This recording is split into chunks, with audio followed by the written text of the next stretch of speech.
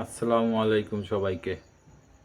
আমাদের দেশের এমন একটা পরিস্থিতি হয়ে দাঁড়িয়েছে, আজকাল মেয়েরা ভাইকে বলে, ভাই মাকে দেখে রেখো। আর আমরা যারা আছি, আমাদের মা নেই,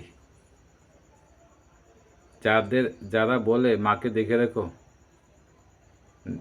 তাদেরও তো দরকার আছে তাদের মাকে দেখে রাখার জন্য। আর সারাক্ষণ আজকাল দেখি অনেক অনেক জায়গাতে মাকে বলে, শাশুড়ির ফোন যদি আসে তাদের নননের, তখন তাদের অবস্থাটা কি হয়? কেন ফোন দিয়েছে, এখন সময় নেই নময় নেই ফোন দেয়।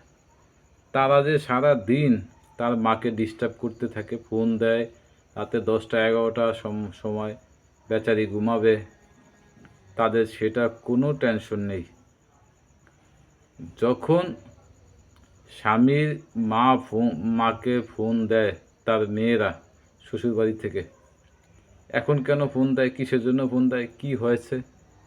ফোন দেওয়ার সময় এখন জলে, মানে এমন জলে আমি বুঝি না।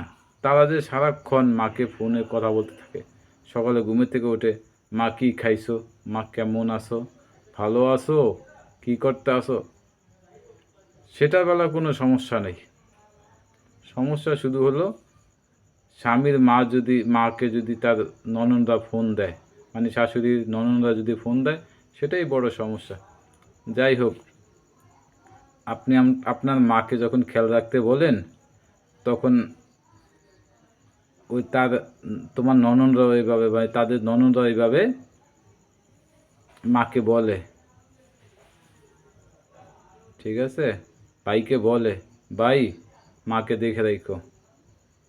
জ্বলার তো কিছু নাই, দুনিয়াটা এইভাবেই চলবে।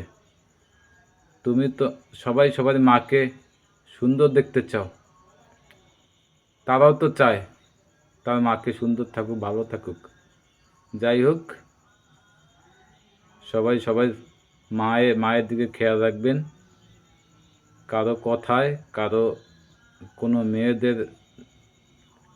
মেয়েদের চক্রান্তে পড়বেন না। মায়ের প্রতি খেয়াল রাখবেন। আল্লাহ হাফেজ। সবাই ভালো থাকবেন।